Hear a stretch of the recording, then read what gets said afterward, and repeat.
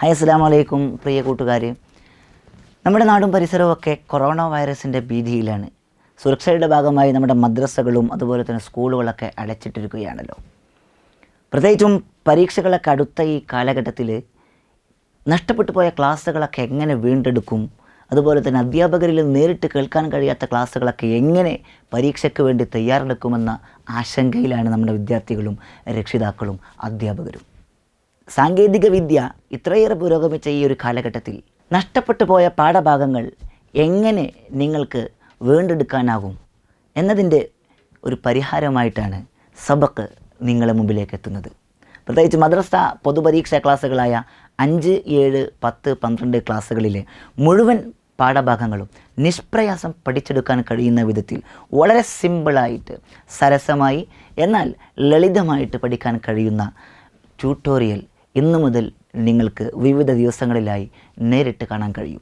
അതുകൊണ്ട് മുഴുവൻ വിദ്യാർത്ഥികളും ഈ വീഡിയോ മുഴുവൻ കണ്ടുകൊണ്ട് കൃത്യമായി പഠിച്ച് പരീക്ഷ എഴുതി വിജയിക്കാൻ കഴിയുമെന്നാണ് ഞങ്ങളുടെ വിശ്വാസം. പ്രഗത്ഭരായ അധ്യാപകർ ക്ലാസ് എടുക്കുമ്പോൾ തീർച്ചയായിട്ടും നിങ്ങളുടെ പരീക്ഷയുടെ വിജയത്തിന് നിദാനമാകുമെന്ന പൂർണ്ണ വിശ്വാസം ഞങ്ങൾക്കുണ്ട്. പക്ഷേ പരീക്ഷകൾക്ക് പഠിച്ചതുകൊണ്ട് മാത്രമായില്ല, എങ്ങനെ പഠിക്കാം, പരീക്ഷകൾക്ക് വേണ്ടി എങ്ങനെ തയ്യാറാവാം, എങ്ങനെ നിങ്ങൾക്ക് നിഷ്പ്രയാസം പരീക്ഷയെ നേരിടാം എന്ന് നമുക്ക് നോക്കാം. ഏത് വിദ്യാർത്ഥിക്കാണ് പരീക്ഷയിൽ നല്ല മാർക്ക് സ്കോർ ചെയ്യണമെന്നും രക്ഷിതാക്കളെ സന്തോഷിപ്പിക്കണമെന്നും ആഗ്രഹമില്ലാത്തത്? ആർക്കാണ് ഏറ്റവും നല്ല മിടുക്കരായ വിദ്യാർത്ഥിയാവാൻ ആഗ്രഹമില്ലാത്തത്?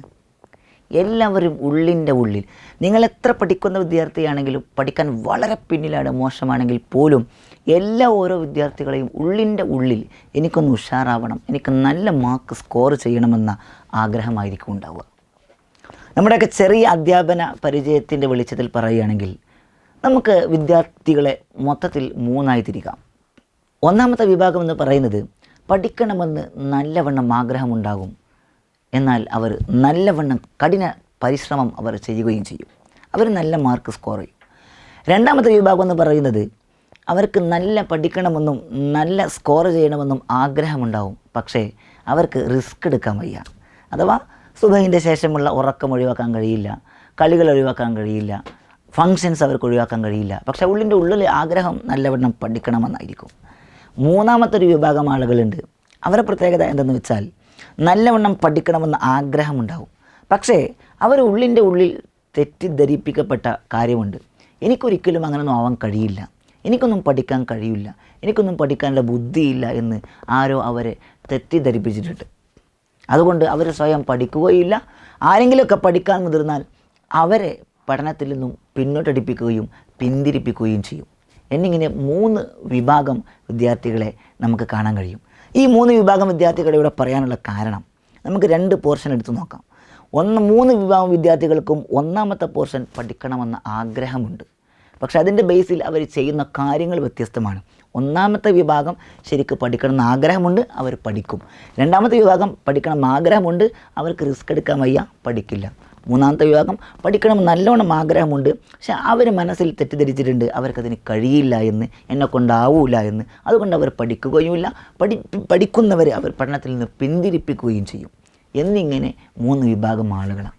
അതിൻ്റെ അർത്ഥം ഏത് പഠിക്കുന്ന കുട്ടിയാണെങ്കിലും മോശമുള്ള കുട്ടിയാണെങ്കിലും ഉള്ളിൻ്റെ ഉള്ളിൽ ആഗ്രഹം പഠിക്കണമെന്നായിരിക്കും.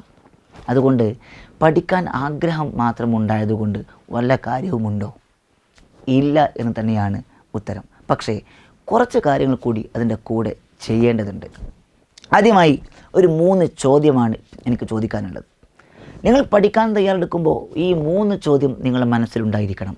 1, നിങ്ങൾ എപ്പോൾ പഠിക്കുന്നു? 2, എവിടെ വെച്ച് പഠിക്കുന്നു? മൂന്നാമത്തത്, എങ്ങനെ പഠിക്കുന്നു? അഥവാ വെൻ, വേർ ആൻഡ് ഹൗ. ഈ 3 ചോദ്യം വളരെ പ്രസക്തമാണ്. ഉദാഹരണമായി നമുക്കെടുക്കാം. 1, നിങ്ങൾ എപ്പോൾ പഠിക്കുന്നു? നിങ്ങൾ പഠിക്കുന്നുണ്ടാവാം, പഠിക്കാൻ മാർക്ക് സ്കോർ ചെയ്യുന്നതിൻ്റെ ആഗ്രഹത്തിൻ്റെ ബേസിൽ നിങ്ങൾ ഒരുപാട് പഠിക്കുന്നുണ്ടാവാം, പക്ഷേ പഠിക്കുന്ന സമയം പീക്ക് ടൈമിലായിരിക്കണം പഠിക്കേണ്ടത്. ഓരോരുത്തർക്കും യോജിച്ച അനുയോജ്യമായ സമയം ഉണ്ടാവും. ഉദാഹരണത്തിന് പറയുകയാണെങ്കിൽ നമ്മളൊക്കെ സുബഹി നിസ്കരിച്ച ശേഷം കുറച്ചൊക്കെ ഖുർആൻ ഓതി ആ സുബഹിൻ്റെ ശേഷമുള്ള സമയം നമ്മൾ പഠനത്തിന് വേണ്ടി ഉപയോഗപ്പെടുത്തുകയാണെങ്കിൽ വേറെ ഏതെങ്കിലും സമയം നിങ്ങൾ ഉപയോഗപ്പെടുത്തുന്നതിനേക്കാൾ എത്രയോ 10 മടങ്ങ് റിസൾട്ട് ആ സമയം പഠിച്ചാൽ ചിലപ്പോൾ നമുക്ക് കിട്ടുമായിരിക്കും. അങ്ങനെ പീക്ക് ടൈമിൽ പഠിക്കാൻ ശ്രമിക്കുക എന്നാണ് ഒന്നാമത്തെ കാര്യം. രണ്ടാമത്തെ കാര്യം എവിടെ വെച്ച് പഠിക്കുന്നു എന്നുള്ളതാണ്. ഉദാഹരണമായി പറയുകയാണെങ്കിൽ നമ്മുടെയൊക്കെ മനസ്സിലേക്ക് കിച്ചൺ എന്ന് പറയുമ്പോൾ മനസ്സിലേക്ക് ആദ്യമായിട്ട് ഓടി വരിക ഫുഡായിരിക്കും. ബെഡ്റൂം എന്ന് പറയുമ്പോൾ ആദ്യമായിട്ട് നമ്മുടെ മനസ്സിലേക്ക് കടന്നു വരിക ഉറക്കമായിരിക്കും. അങ്ങനെ ഓരോ സ്ഥലവും നമ്മുടെ മൈൻഡ് അതുമായി ബന്ധപ്പെടുത്തിയിട്ടുണ്ടാവും.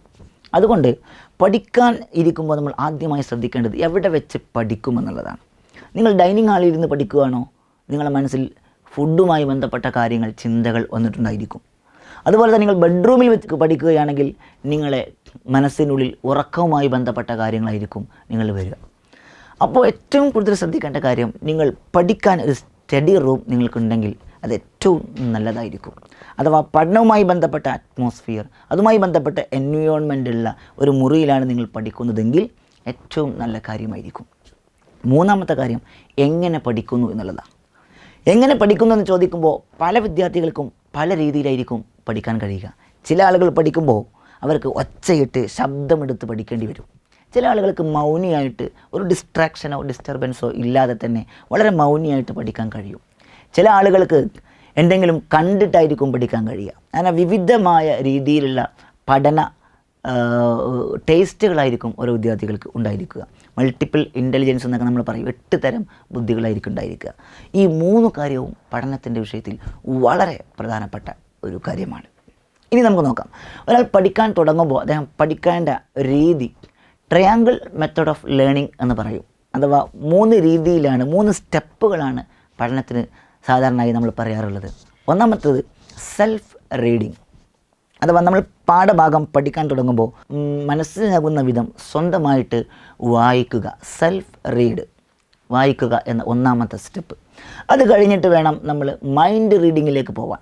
മൈൻഡ് റീഡിംഗ് എന്ന് പറയും, നമ്മൾ സ്വന്തമായിട്ട് മനസ്സിലാക്കി വായിച്ച കാര്യം ഒന്ന് മനസ്സുകൊണ്ട് പുസ്തകം അടച്ചു വെച്ചു നീക്കി വെച്ചിട്ട് ഞാനിപ്പോൾ എന്താണ് വായിച്ചത്, എനിക്കതിൽ നിന്ന് എന്ത് കിട്ടി എന്ന് മൈൻഡിൽ ഒന്ന് റീഡ് ചെയ്യുക. രണ്ടാമത്തെ സ്റ്റെപ്പ് അതാണ്. അങ്ങനെ നമ്മൾ സ്വന്തമായിട്ട് വായിച്ചു, മൈൻഡ് റീഡ് ചെയ്തു.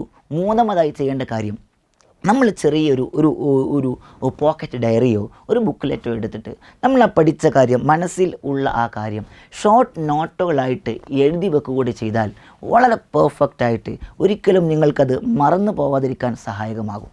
കാരണം അറബിയിലൊരു ചൊല്ല് നമ്മൾ കേട്ടിട്ടുണ്ടാവും, മൻ ഹഫിള ഫറ വമൻ കതബ ഖറ. ആരെങ്കിലും മനഃപ്പാഠമാക്കി പഠിച്ചു കഴിഞ്ഞാൽ പെട്ടെന്ന് മനസ്സിൽ നിന്ന് ഓടിപ്പോകാൻ സാധ്യതയുണ്ട്.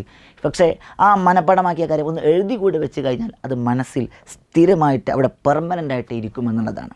അതാണ് ഈ 3 learning method, triangle learning method എന്ന് പറയുന്ന 3 കാര്യങ്ങൾ. ഒന്നാമത്തത് സെൽഫ് റീഡിങ്, രണ്ടാമത്തത് മൈൻഡ് റീഡിങ്, മൂന്നാമത്തത് ഷോർട്ട് നോട്ട്സ്. നമ്മൾ പല ആളുകളും ഇതിൽ ഏതെങ്കിലും ഒരു മെത്തേഡ് മാത്രമേ, ഒരു സ്റ്റെപ്പ് മാത്രമായിരിക്കും ഉണ്ടാവുക. ഒന്നുകിൽ സ്വയം വായിച്ചു പോകും, അല്ലെങ്കിൽ അവർ എന്ത് ചെയ്യും, മൈൻഡ് റീഡിങ് ഉണ്ടാവില്ല, അല്ലെങ്കിൽ ഷോർട്ട് നോട്ട് എഴുതി വെക്കില്ല. ചില ആളുകൾ ഷോർട്ട് നോട്ട് എഴുതി മാത്രം വെക്കും, അത് മൈൻഡ് റീഡും ചെയ്യില്ല, സെൽഫ് റീഡും ചെയ്യില്ല. അങ്ങനെയാകുമ്പോൾ ഒരിക്കലും അതിൽ മനസ്സിൽ പതിഞ്ഞിരിക്കാൻ സാധ്യത കുറവായിരിക്കും. ഇനി നമുക്ക് പഠിക്കാൻ തുടങ്ങാം. അതിന് തൊട്ട് മുന്നേ നമുക്കൊരു ടൈം ടേബിൾ സെറ്റ് ചെയ്യാനുണ്ട്. അഥവാ വരുന്ന 4, 5, 6 തീയതികളിലാണ് പൊതുപരീക്ഷകൾ വരാനുള്ളത്. ഇന്നത്തെ തീയതി നമുക്ക് നോക്കാം, 14-ാം തീയതിയാണ്. അഥവാ ഇനി പരീക്ഷയ്ക്ക് വെറും 20 ദിവസം മാത്രമാണ് നമുക്ക് മുമ്പിലുള്ളത്. അതുകൊണ്ട് 20-ന് താഴെ പാഠഭാഗങ്ങളുള്ള കിതാബുകൾ പഠിച്ചു തീർക്കാൻ വളരെ നിഷ്പ്രയാസം നമുക്ക് കഴിയും. അഥവാ ഒരു ദിവസം ഒരു പാഠം വെച്ച് പഠിച്ചാൽ മതി. പക്ഷേ 20-ലേറെ പാഠഭാഗങ്ങളുള്ള, ഉദാഹരണം പറയുകയാണെങ്കിൽ 5-ാം ക്ലാസ്സിലെ ഫിഖ്ഹിൽ 25 പാഠങ്ങളുണ്ട്. ഒരു ദിവസം ഒരു പാഠം തീർത്താൽ നമുക്ക് പരീക്ഷയാവുമ്പോഴേക്ക് മുഴുവൻ പാഠഭാഗങ്ങളും തീർക്കാൻ കഴിയില്ല. അതുകൊണ്ട് ചെറിയ രീതിയിൽ നമുക്കൊരു ടൈം ടേബിൾ സെറ്റ് ചെയ്യാം. ഓരോ ദിവസവും പഠിക്കാനുള്ള കിതാബിലെ പാഠഭാഗങ്ങൾ കൃത്യമായി സെറ്റ് ചെയ്ത് 14-ാം തീയതി ഇന്ന് ഫിഖ്ഹിലെ 2 പാഠം പഠിച്ച് തീർക്കും എന്ന രീതിയിൽ നമുക്കൊരു ടൈം ടേബിൾ കൂടി സെറ്റ് ചെയ്താൽ പരീക്ഷയ്ക്ക് മുമ്പ് ഓരോ ദിവസവും കൃത്യമായി പഠിച്ചു കഴിഞ്ഞാൽ നിഷ്പ്രയാസം പഠിച്ചു തീർക്കാൻ നമുക്ക് കഴിയുന്നതാണ്. അപ്പോൾ പറഞ്ഞ കാര്യങ്ങൾ കൃത്യമായിട്ട് ഉൾക്കൊണ്ട് മനസ്സിലാക്കി നിർഭയം നിഷ്പ്രയാസം പരീക്ഷയെ നേരിടാൻ നമുക്ക് കഴിയണം. ഇനി തുടർന്ന് അപ്ലോഡ് ചെയ്യുന്ന മുഴുവൻ ട്യൂട്ടോറിയലും നേരിട്ട് കാണുക. എല്ലാവർക്കും നല്ല വിജയം ആശംസിക്കുന്നു. പരീക്ഷ എഴുതി വിജയിക്കാൻ നാഥൻ തൗഫീഖ് നൽകട്ടെ എന്ന് പ്രാർത്ഥിക്കുന്നു. അസ്സലാമു അലൈക്കും വറഹ്മത്തുള്ളാഹി വബറകാതുഹു.